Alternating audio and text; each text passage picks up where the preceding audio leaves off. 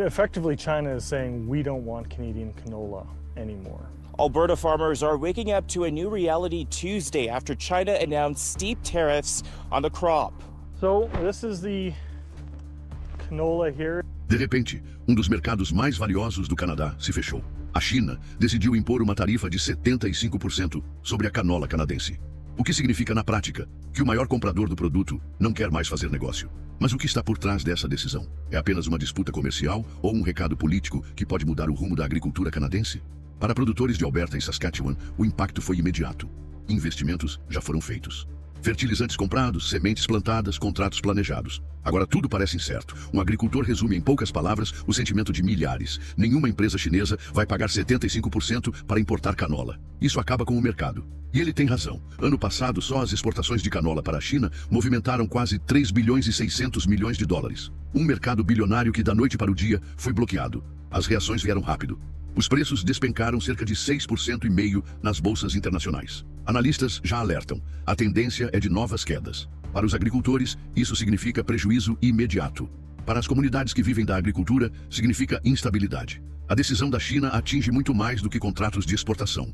Atinge famílias inteiras. Atinge vilarejos que dependem dessa cultura. Atinge a confiança de quem acreditava em previsibilidade no comércio internacional. E se os números impressionam, as histórias pessoais revelam a dimensão humana da crise. Agricultores relatam noites tentando calcular como manter as contas em dia. Cooperativas discutem alternativas emergenciais para não deixar a produção apodrecer nos armazéns. Famílias que por gerações viveram da canola agora se perguntam: haverá comprador amanhã? O golpe é duro e o momento não poderia ser pior. O anúncio aconteceu justamente na época em que contratos são fechados e a safra é planejada. É como se o chão tivesse desaparecido sob os pés dos produtores. Se nos gabinetes a disputa comercial parece apenas uma estatística, no campo ela já se transformou em uma batalha pela sobrevivência. Os efeitos da tarifa chinesa não ficaram no papel. Eles chegaram às estradas de terra, aos armazéns improvisados, às contas bancárias de famílias que veem seus contratos evaporarem. Produtores relatam que navios carregados de canola tiveram de mudar de rota às pressas. Sem acesso à China, parte da carga segue para o mercado americano. Mas o preço para vender é devastador. Descontos de até 30%, milhões de dólares sumindo em questão de dias. O que antes era um negócio lucrativo se tornou um leilão às avessas, em que ganha quem aceita perder menos. E as consequências não param nos agricultores. Empresas de transporte e processamento também sentem a pressão. Custos de armazenagem disparam. Cooperativas discutem cortes de funcionários e economias locais que dependem da agricultura veem o consumo cair. A cada safra perdida, não se perde apenas grão, perde-se confiança, planejamento, futuro. Especialistas já classificam o cenário como um manual de retaliação.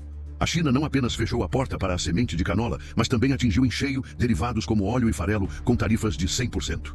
É uma ofensiva para pressionar o Canadá no coração de sua economia agrícola. E se a resposta de Ottawa tem sido de indignação para quem está no campo, a indignação não paga as contas. Enquanto isso, o mercado global se movimenta.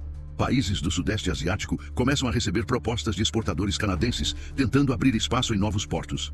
Coreia do Sul e Japão também aparecem como destinos potenciais. Mas nada compensa a perda de bilhões de dólares em contratos com a China. O que está em jogo agora não é apenas a safra deste ano. É a sobrevivência de milhares de produtores e a credibilidade de uma política comercial que se vê testada em seu limite. A cada dia de incerteza, cresce a sensação de que este não é apenas um contratempo, mas um ponto de virada na forma como o Canadá se enxerga no comércio mundial. Nas cidades pequenas do interior do Canadá, a crise da canola está nos mercados, no olhar preocupado de quem não sabe se terá renda suficiente para atravessar o ano. O impacto de tarifas internacionais se traduz em escolhas muito concretas: pagar a conta de luz, manter um funcionário ou cancelar a compra de um maquinário essencial. Em Saskatchewan, uma cooperativa de agricultores suspendeu a contratação de jovens aprendizes. A decisão é o retrato de uma engrenagem que começa a travar. Menos empregos significam menos renda circulando, menos consumo, menos vitalidade para comunidades que sempre viveram da força do campo. No comércio local, lojistas relatam quedas nas vendas. Famílias que antes investiam em reformas ou em pequenas conquistas do dia a dia, agora cortam gastos. O dono de uma loja de implementos agrícolas diz que nunca viu tantos clientes adiarem compras ao mesmo tempo. O medo de perder a safra faz com que até os mais experientes pensem duas vezes antes de assumir qualquer risco. O reflexo chega também às escolas. Professores notam a mudança de comportamento de crianças que escutam em casa as conversas sobre dívidas e incertezas. Nas conversas de pátio, surgem palavras como tarifa, mercado e preço, termos que dificilmente fariam parte do vocabulário infantil em tempos de estabilidade. E a vida doméstica não passa ilesa. Famílias que se acostumaram a planejar férias ou pequenas viagens agora discutem cortes mais drásticos. A prioridade é segurar recursos para manter a fazenda funcionando. Para muitos, o lazer deixou de ser uma possibilidade real. O tempo livre é gasto buscando novos compradores, negociando preços, preenchendo documentos para exportação alternativa. E no meio dessa tensão, surgem pequenos gestos de solidariedade. Vizinhos que dividem armazéns, cooperativas que se unem para reduzir custos coletivos, famílias que se apoiam para não desistir.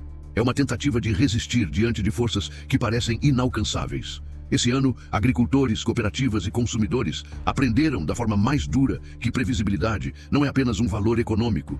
É um alicerce de confiança. Sem ela, investimentos viram apostas arriscadas e tradições centenárias se transformam em dúvidas sobre a sobrevivência no campo. As decisões políticas em Ottawa e em Pequim deixaram claro que a agricultura não é apenas alimento ou economia, é também arma, barganha, estratégia de poder. Tarifas se tornaram munição em disputas que vão muito além da semente ou do grão. E o que está em jogo, no fim das contas, é a soberania de quem planta, de quem colhe, de quem alimenta. O que é certo é que este não será o último capítulo. A disputa da canola é apenas um retrato de uma transformação muito maior. A transição para um mundo em que nenhuma nação pode ditar as regras sozinha. E aqui está o ponto em que esta história se conecta a outras trajetórias. Porque por trás de cada tarifa, de cada ruptura e de cada gesto político, estão líderes que moldam o destino de milhões. É exatamente isso que exploramos em nosso e-book exclusivo sobre as biografias de presidentes que marcaram a história recente, como Donald Trump e Xi Jinping, uma obra que ajuda a compreender como escolhas individuais podem redefinir economias, alianças e o rumo de gerações. O e-book está disponível no comentário fixado para quem quiser se aprofundar. A crise da canola é uma lição sobre fragilidade e resiliência, sobre como um grão pode carregar em si a tensão de uma disputa global. E sobre como o futuro, ainda incerto, depende de decisões que serão tomadas a partir de agora. Se você acredita que esse debate é importante, inscreva-se em nosso canal, deixe o seu comentário, compartilhe esta reportagem e ajude a ampliar essa discussão. Muito obrigado pela sua audiência. Seguimos juntos, atentos e reflexivos, porque esta história, assim como tantas outras, ainda está em movimento. Até a próxima.